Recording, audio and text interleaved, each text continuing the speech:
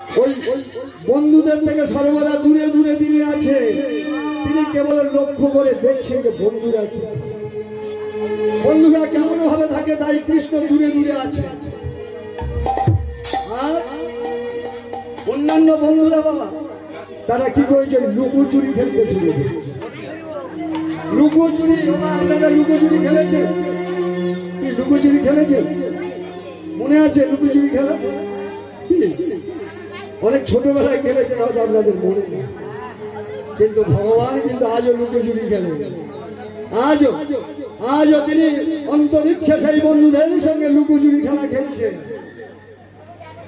আর লুকোচুরি খেলা খেলছে কখন? ওই জ্যৈষ্ঠ মাসের প্রচন্ড দুপুর, গ্রীষ্মকাল।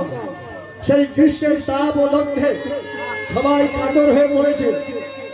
এত গরম পড়েছে না, সবাই পিপাসায় কাতর, সবাই পিপাসায় অস্থির হয়ে পড়েছে। একটু জল চাই, জল হলে প্রাণ বাঁচত।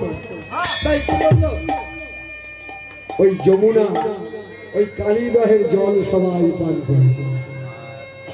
সমস্ত বন্ধু বান্ধব এবং নবলক্ষ ধ্যান,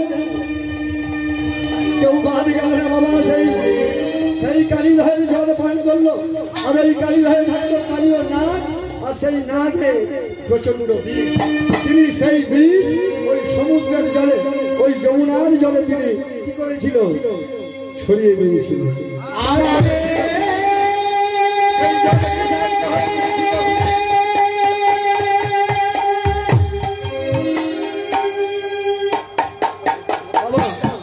সেই বিষাক্ত জল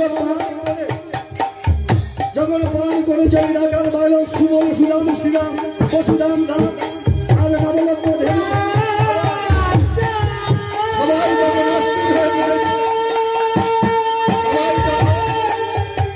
ওই মরণ যন্ত্রণায় ছটফট করছে।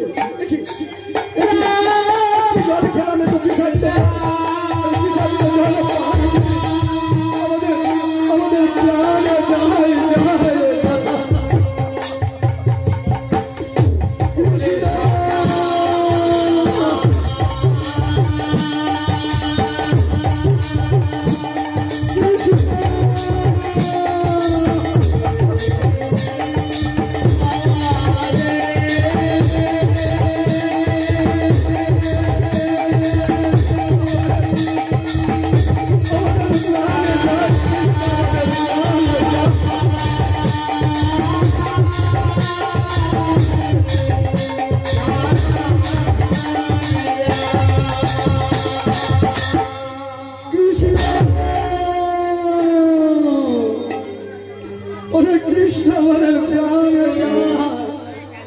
রক্ষা কর ভাই। ওরে কৃষ্ণ, আমরা বিষের যন্ত্রণায় অস্থির, আমরা সহ্য করতে পারছি না। এইভাবে কৃষ্ণ যখন কৃষ্ণকে খুঁজছে তার বন্ধু বান্ধবেরা, আর মৃত্যু তাদের হাত ছাড়িয়ে দিয়ে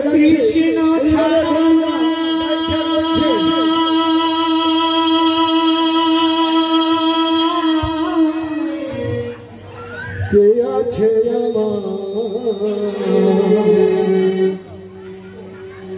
বিশ্ব চরা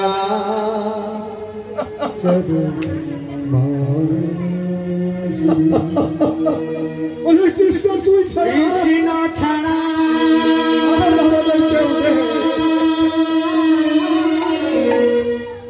কি আছে আমার? কৃষ্ণ তুই আমাদের বাঁচা, বিশ্ব চরা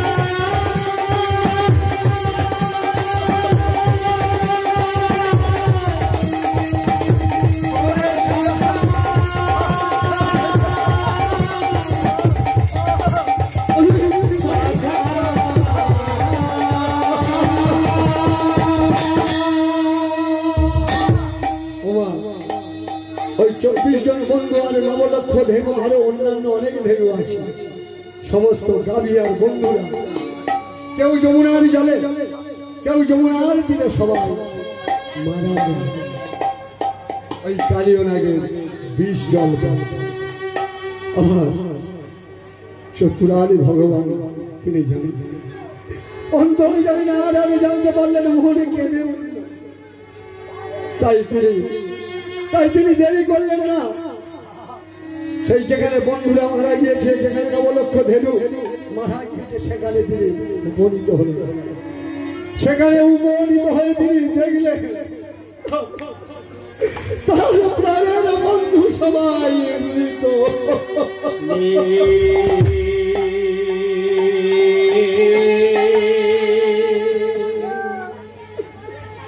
ওই শ্যামলী ধমনী তারাও মৃত নবলক্ষ ধেনু সবাই ভগবানের অন্তরে কেঁদে উঠল তিনি তো ভক্তের ভগবান তিনি ভক্তের মনোবাঞ্ছা পূর্ণ করেন তাই তিনি কি করলেন তিনি চিন্তা করলেন সিদ্ধান্ত নিলেন আমি আমার বন্ধুদের আগে বাঁচাবো ওই নবলক্ষ ধেনু আমি বাঁচাবো তারপর ওই শয়তান ওই হচ্ছে কালীয় নাগকে আমি দমন করবো ওই দুরাচারী পাপাচারী যে আমার বন্ধুদেরকে মেরেছে যে আমার নবলক্ষ ধেনুকে মেরেছে আমি তাকে আজকে শাস্তি দেবই দেব তাই ভগবান কি করলেন বাবা ওই অমৃত নয়নে সবার দিকে তাকালো অমৃত নয়নে যখনই সবার দিকে তাকালো সবাই প্রাণ ফিরে গেলেন সবাই প্রাণ ফিরে পেলেন সবাই বেঁচে উঠলেন ভগবানের 24 জন সখা বেঁচে গেলেন নবলক্ষ ধেনু সবাই বেঁচে গেছে তাই বেঁচে গিয়ে সকালে বলছি কৃষ্ণ যখন বেঁচে উঠল শাখাগণ তখন কৃষ্ণকে জড়িয়ে ধরে বলছে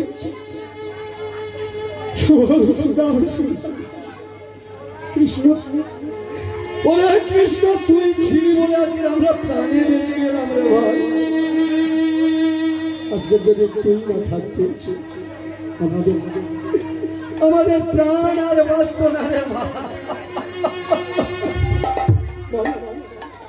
বললা কৃষ্ণ যদি সকালে না আসতেন আমার সঙ্গে গরু চড়াতো ওই দাদা বলরামের মতো যদি তুই গৃহে থাকতিস তাহলে আমরা প্রাণ পেতাম আমরা প্রাণ পেতাম না তাই ওরে কৃষ্ণ তুই ছাড়া আর আমাদের কে হবে ওরে কৃষ্ণ আমাদের পাশে যেন জনম জনম থাকিস শোন শোনো সখা শোনো আমি তো তোমাদেরকে বাঁচিয়েছি এইবার যার জন্য তোমরা মারা গিয়েছিলে সেই কালীয় নাগকে আমি দমন করবো আমি কালীয় নাগকে ছাড়বো না আজকে ওরে কৃষ্ণ কি করবি তুই কালীয় নাগকে আমি আজকে কালীয় নাগকে দমন করবো শাস্তি দেবো তাই ভগবান কি করলো ওই ভগবান দয়া করে যে কদম্ব শাখা ছিল কদম্ব বৃক্ষ ছিল সেই কদম্ব গাছে যখন উঠতে যাবে পিছন থেকে ওই সুবল পিছন থেকে বস্ত্রখানি টেনে ধরছে ভাই কৃষ্ণ তুই যাস না কৃষ্ণ যাস না রে কৃষ্ণ তুই ওই কালীয় নাগকে দমন করতে গিয়ে যদি তোর কোনো বিপদ হয়ে যায় বল না আমরা কিছু করতে পারবো তুই যদি প্রাণে মারা যাস আমরা তোকে বাঁচাতে পারবো কৃষ্ণ যাস না তুই কৃষ্ণ যাস না শোন শোনো সুবল শোনো আমাকে কেউ কিছু করতে পারবে না তোমরা আমাকে ছেড়ে দাও ওগো সখাগণ ওগো সুবল শ্রীরাম সুরাম তোমরা আমাকে ছেড়ে দাও আমি আজকের কালীয় নাগকে দমন করবই করব তাই বন্ধুদের কথা রাখলো না ভগবান শ্রীকৃষ্ণ সেই কদম্ব বৃক্ষে উঠলেন আর যে শাখাটা যমুনার দিকে গিয়েছে সেই শাখায় উপনীত হয়ে ভগবান কি করলেন ওই যমুনার জলে ঝাঁপ দিলেন যখন এই যমুনার জলে ঝাঁপ দিয়েছে সরাসরি সেই কালীয় নাগের রাজপ্রাসাদে উপনীত ওমা কালীয় নাগের রাজপ্রাসাদ অতি অপূর্ব ইন্দ্রের রাজপ্রাসাদকে হারিয়ে দেবে মণি মুক্তা খচিত প্রবাল দ্বারা তৈরি সেই রাজপ্রাসাদ উপরে সূর্য আছে, কিন্তু সেই জলের তলায় যে সূর্য আলো দিচ্ছে, ঝলমল করছে, সেই রাজপ্রাসাদ ভগবান কৃষ্ণ দেখে অবাক হয়ে গেল। এই বিচিত্র পুরীতে, এই রত্ন শোভিত প্রাসাদে কালীয় নাগ বাস করছে। এ তো দেখছি ইন্দ্রের হচ্ছে সভা, দেব সভাকে হারিয়ে কৃষ্ণ তিনি কি করলেন? ওই কালীয় নাগকে ডাক দিলেন, কালীয় নাগ, কালীয় নাগ, আমি এসেছি, আমি তোমাকে দমন করবো, তুমি যেখানে থাকো না কেন অতি দয়া করে আমার কাছে চলে এসো, আমার কাছে চলে এসো। ওগো কালীয় নাগ, তুমি তুমি এত দুরাচারী, তুমি হচ্ছে জলে ওই যমুনার জলকে বিষাক্ত করেছো, সেই বিষাক্ত জল পান করে আমার বন্ধুরা মারা গিয়েছে, আমার নবলক্ষ ধেনু মারা গিয়েছে, আমি তোমাকে ছাড়বো না। শুধু আমার বন্ধু কেন, নবলক্ষ ধেনু কেন, আরো আরো কত কীট পতঙ্গ গাছপালা পশু পাখি তোমার ওই বিষ জল পান করে একে একে তারা সবাই মারা গিয়েছে। আজকের আমি তোমাকে শাস্তি দেবই দেব। আবার যখন এইভাবে ভগবান কৃষ্ণ গর্জন করলেন, আর বাসকি কালীয় নাগ তার হাজার মাথা, একাত্রা মাথা নয় মা, হাজারটা মাথা, সেই হাজার মাথা হাজার ফোনা ধরে তিনি গর্জন করতে করতে আসলেন। গভীর ভাবে গর্জন করতে করতে ক্রুদ্ধ হয়ে তিনি ভগবান কৃষ্ণকে ওই মারার জন্য, দংশন করার জন্য যতবারই ছবল মারে, যতবারই ছবল মারে, কৃষ্ণ কিন্তু ওই মায়ার দ্বারা অন্তর্হিত হয়ে যায়। কি বলেছে বুঝতে পেরেছে বাবা? যতবার কালীয় নাগ কি করে ওই কৃষ্ণকে ছবল মারার চেষ্টা করে।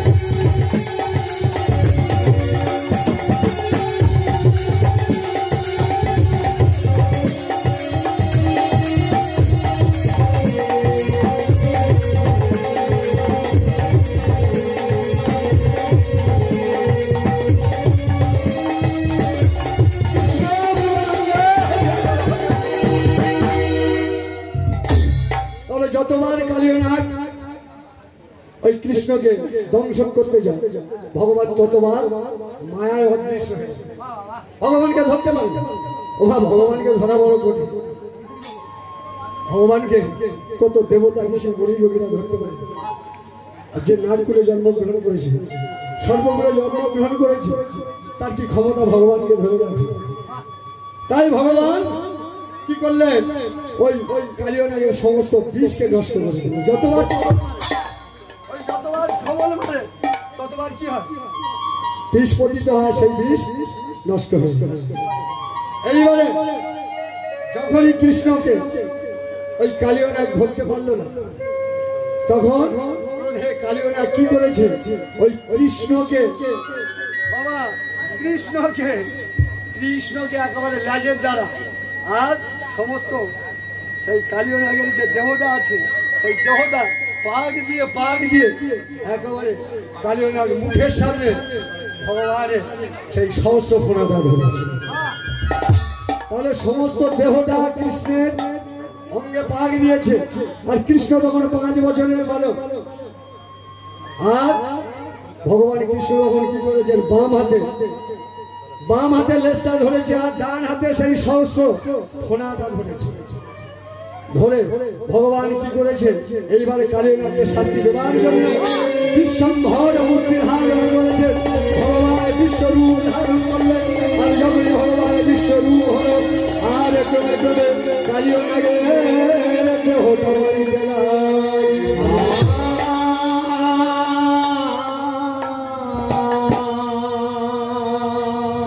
বাবা যদি 5 হাতে যদি সাপ হয় আর দেহটা যদি বিশ্বম্বর মূর্তি হয়, এবার দেহটা যখন বাঁধতে থাকে তাহলে কি হবে? সাপের দেহটা টান পড়বে জন্য নাকি কি? তাই তো সাপের দেহটা তখন কি হবে?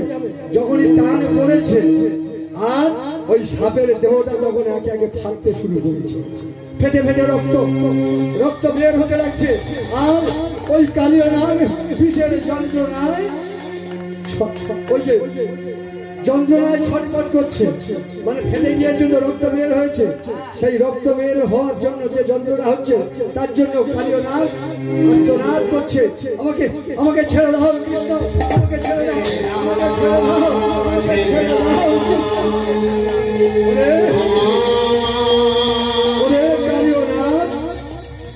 তোর কি মনে ছিল না আমার বন্ধুদের কেমন ভাবে ছেড়ে আমি তোকে ছাড়বো না, আমি তোকে ছাড়বো না।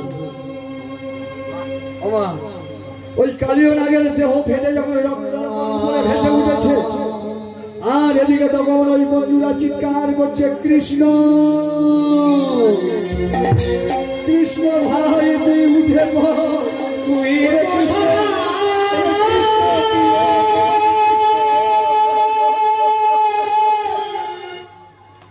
না কৃষ্ণ, আর আমাদের সঙ্গে ছড়া ছড়া করিস না রে কৃষ্ণ।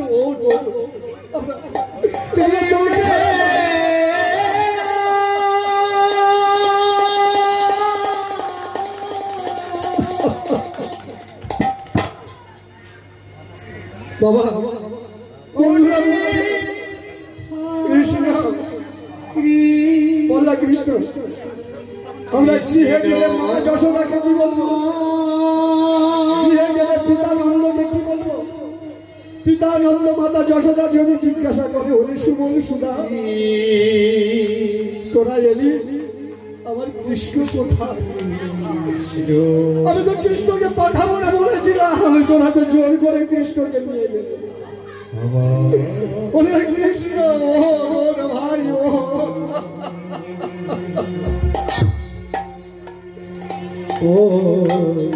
কৃষ্ণ, ওঠো কৃষ্ণ, ওঠো কৃষ্ণ,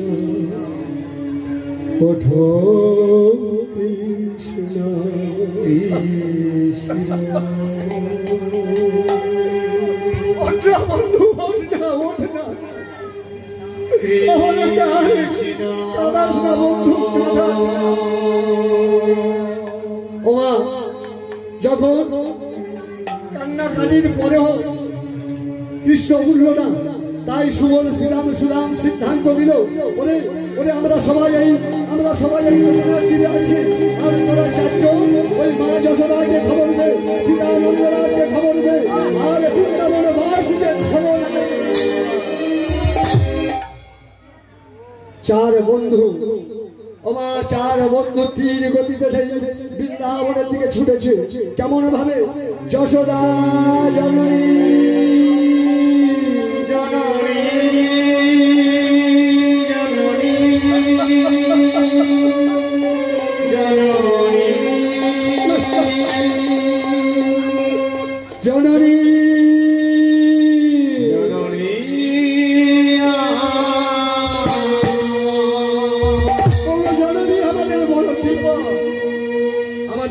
আমাদের বড় বিপদ হয়েছে। বাবা মা যশোদা সর্বদা জানতো কৃষ্ণের বিপদ পদে পদে, কি তাই তো? মা যশোদা জানতেন যেদিন থেকে কৃষ্ণ হয়েছে সেদিন থেকে তার প্রতি পদে পদে বিপদ। কতবার যে কংস, কত দৈত্য, কত অসুর পাঠালো মারার জন্য। তাই মা ব্যস্ত হয়ে ওই 4 বন্ধুকে বললেন,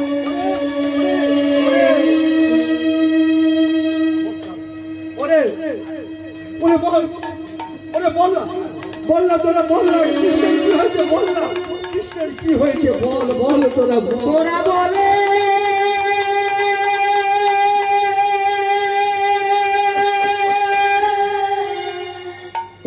বললা আমার কৃষ্ণের কোনো ক্ষতি হয়েছে, তোরা বলে দে রে। কৃষ্ণ ছাড়া বাঁচবো না, কৃষ্ণ আমার নয়নের মণি, হৃদয়ের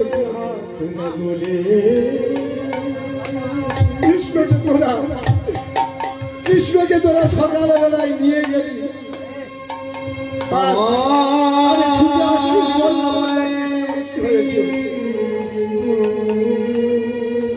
যশোদা ওই কালী দহে কালীনাথকে দমন করবো বলে কৃষ্ণ ওই কদম্ব বৃক্ষের শাখা থেকে যমুনার জলে ঝাড় দিয়েছে। যমুনার জলে ঝাড় দিয়েছে। যশোদা মাতা কৃষ্ণ আর ওঠেনি।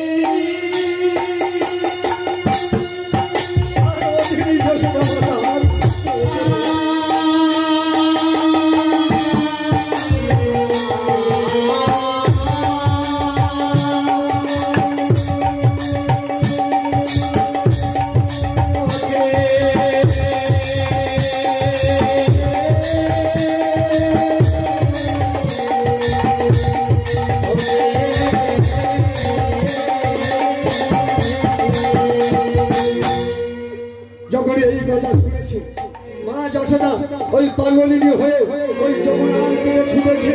এদিকে পিতা পাগলের মতো ছুটেছে নামলো উপর নামলো শুনলো শুনলো আরে যত বৃন্দাবনবাসী সবাই যমুনার তীরে ছুটেছে। আর মা যশোদা কাঁদতে কাঁদতে চলেছে। তাই পদকর্তা কি বলছে? পদকর্তা কি বলছে? চোখের জলে কাঁদিছে কাঁদিছে অভাগিনী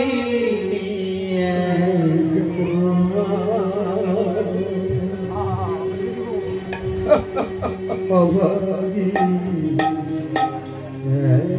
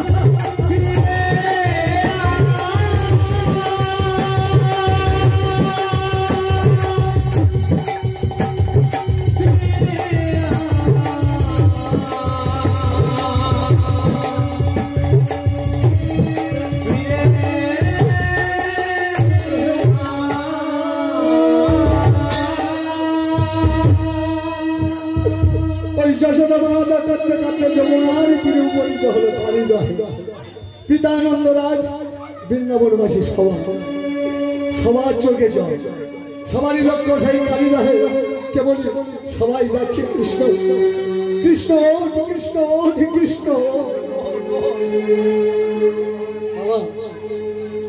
আর পিছনে পিছনে বলরাম গিয়েছে ওই ভাইয়ের ওই খবর শুনে। বলরাম তখনই ওই যশোদা মায়ের সঙ্গে ওই বৃন্দাবনবাসীর সঙ্গে পিতানন্দ ঘোষের সঙ্গে ওই কালিদাহে উপনীত হয়েছে। কি বোঝার ঘটনা দেখা, সবার চোখে জল। বৃন্দাবনবাসী সবার চোখে জল। যশোদা কাঁদছে, নন্দ ঘোষ কাঁদছে, সবাই কাঁদছে, সনন্দ উপনন্দ উপানন্দ সবাই সবাই কাঁদছে। কাঁদতে কাঁদতে কাঁদতে কাঁদতে হঠাৎ হঠাৎ বলরামের দিকে লক্ষ্য করেছে মা যশোদা। বলরাম বলরাম দেখি সবাই কৃষ্ণ প্রেমে পাগল, কৃষ্ণ কৃষ্ণ বিরহ যায়, সবাই কাঁদছে, সবার চোখে জল, কিন্তু বলরাম তোমার চোখে জল নেই।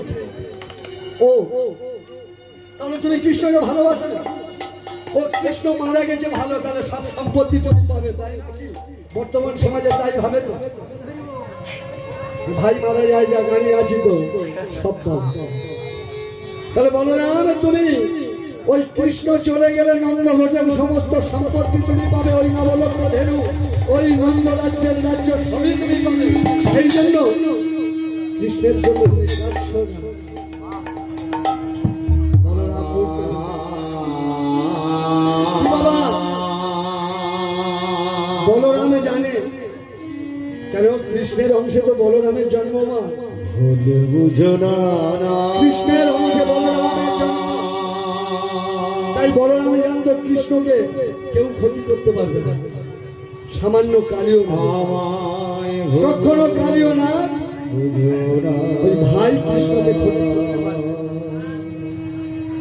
মাকে বলছো মা, ও মা কেঁদো না। আর কিছুক্ষণ পরে কৃষ্ণ কি বলছিস বলরাম? দেখ না ওই তো রক্ত, রক্ত কেমন টকবক করে উঠছে, সমস্ত সমুদ্রের শরীর যমুনার জলটা কেমন লাল হয়ে যাচ্ছে, আর তুই বলছিস কৃষ্ণ বেঁচে আছে? না না বলরাম, কৃষ্ণ প্রাণে আর বেঁচে থাকলে এত কোনো। তাই বাবা ওই মায়ের ওই অবস্থা দেখে, পিতা নন্দ ঘোষের অবস্থা দেখে, বৃন্দাবনবাসীর অবস্থা দেখে বলরাম আর থাকতে পারে যে না, এইবার কৃষ্ণকে তুলতে হবে।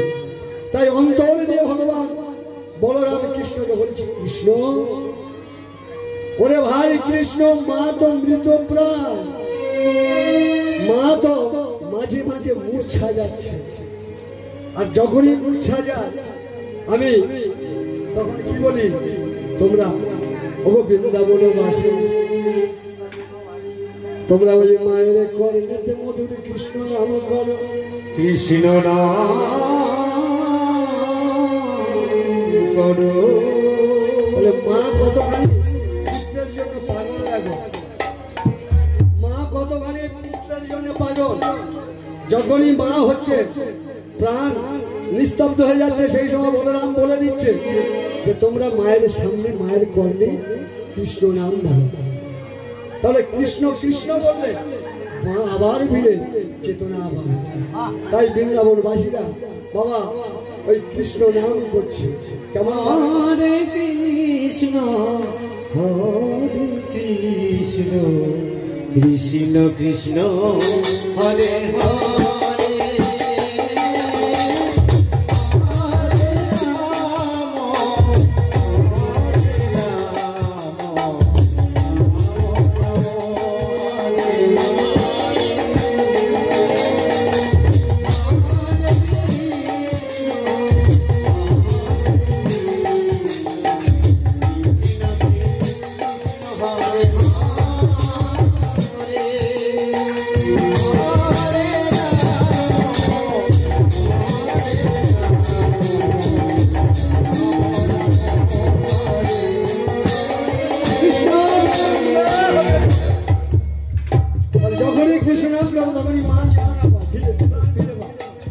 তাই বলে ভাই আর তুই ছলনা করিস না, এইবার তুই উঠে পড়। যখনই কৃষ্ণের ডাক ওই ভগবানের অন্তরে পৌঁছেছে, তাই এইবারে কৃষ্ণ এইবারে ভেসে উঠবে। আর পদকর্তা কি বলছে বাবা, পদকর্তা কি বলছে যে বলরাম ওই মায়ের অবস্থা থেকে উচ্চ ঈশ্বরে ডাকছে, মায়ের কৃষ্ণ কৃষ্ণ। এইবার ভাই তুই উঠে পড়, কৃষ্ণ কৃষ্ণ কৃষ্ণ।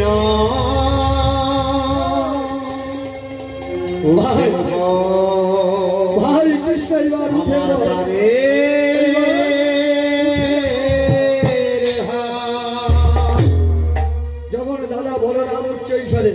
কৃষ্ণ কৃষ্ণ বলে ডাকছে, তাই সেখানে পদকর্তা একটা কলম কি বলছে, ওই মায়ের দেখিয়া দাদা বলো ডাকে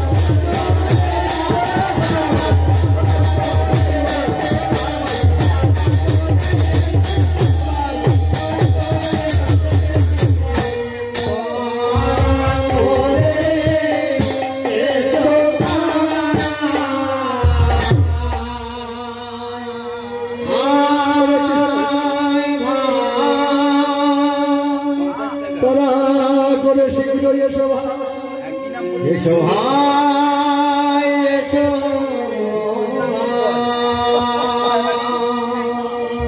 তাই বলরামের ডাক শুনে বাবা কৃষ্ণ থাকতে পারলেন না। তিনি কি করলেন? বিশ্বম্বর মূর্তি তো ধারণ করেছিল, কি স্বর্গমর্ত রূপ ধারণ, বিরাট আকার রূপ ধারণ করেছিলেন। তাই সঙ্গে সঙ্গে তিনি পুত্তলিকার ধারণ করলেন, ছোট্ট রূপ হয়ে। যে বড় রূপ ছিল সেই বড় রূপ থেকে কি হলো? ছোট্ট একটা রূপ ধারণ করল।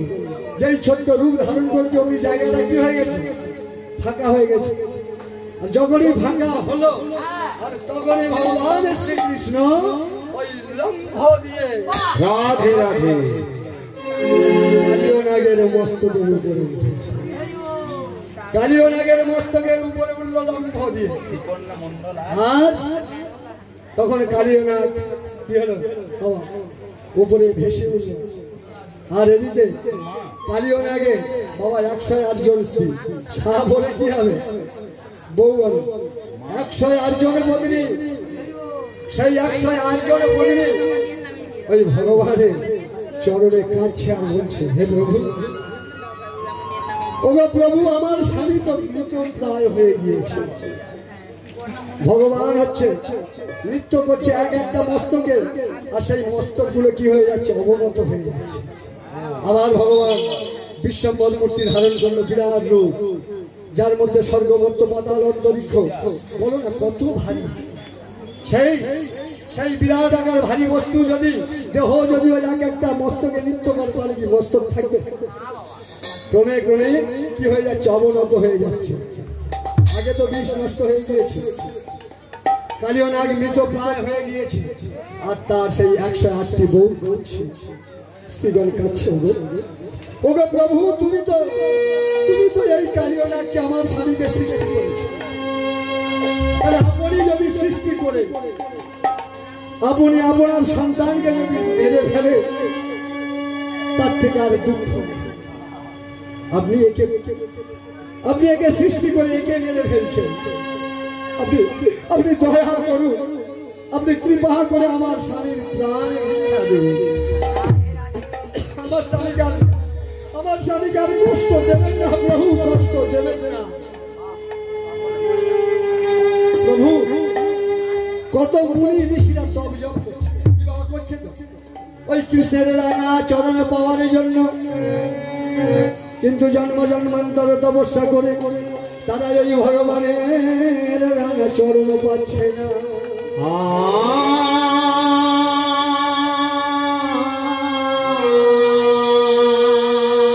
জন্ম জন্মান্তর তপস্যা করেও তো রাঙা চরণ পাচ্ছে কি? কিন্তু আমার স্বামী ফল হোক, আমার স্বামী দুষ্ট হোক, আমার স্বামী সর্প হোক, ডাক জড়িতে তার জন্ম হোক, কিন্তু জন্ম হলে কি হবে? সে তো তোমার ওই নানা চরণ মস্তকে ধারণ করেছে।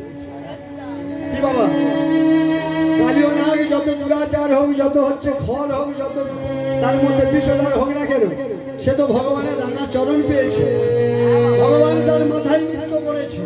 তাহলে বলো প্রভু, তাহলে আমার স্বামী তোমার পরম ভক্ত। ভক্ত না হলে আপনি কৃপা করেন না, ভক্ত না হলে তার মস্তকে আপনি রাঙা চরণে দিয়ে কখনো নৃত্য করতেন না। কৃপা করে প্রভু, কৃপা করে আমার স্বামীকে প্রাণ ভিক্ষা দাও, আমার স্বামীকে প্রাণে বাঁচিয়ে দাও। তাই নাগ কবিরা কাঁদছে, বাবা কাঁদছে, আর ভগবানকে বলছে, হে গোবিন্দ রাখো চরণে, হে গোবিন্দ রাখো চরণে, হে গোবিন্দ রাখো চরণে, চরণে শরণাগত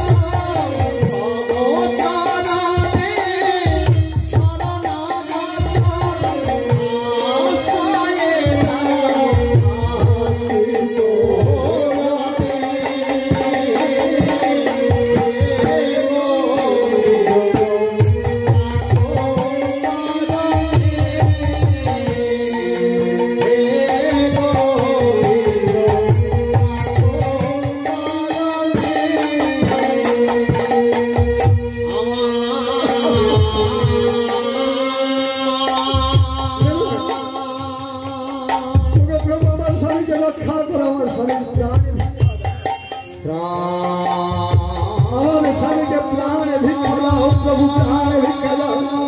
আপনার চরণে আমরা করজোড়ে প্রার্থনা করি প্রভু, প্রভু আমাদের স্বামীর প্রাণ ভিক্ষা দাও।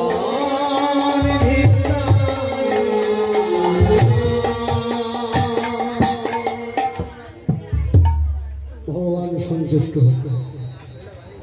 ভগবানকে যদি নয়নে মিলে যদি একবার ডাকায়, চোখের জল দিয়ে যদি একবার ভগবানকে ডাকতে পারো,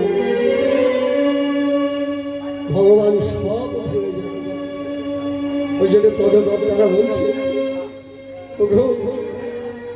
একবারই যদি চোখের জলে ডাকতে পারো, চোখের জলের মতো অত শ্রেষ্ঠ পূজার উপকরণ কৃষ্ণ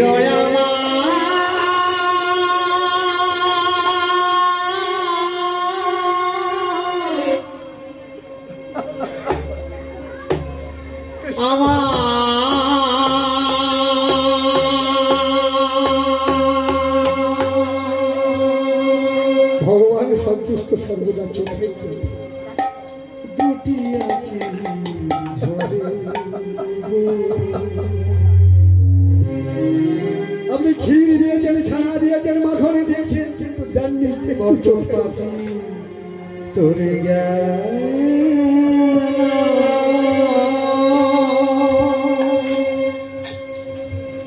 আমি আধা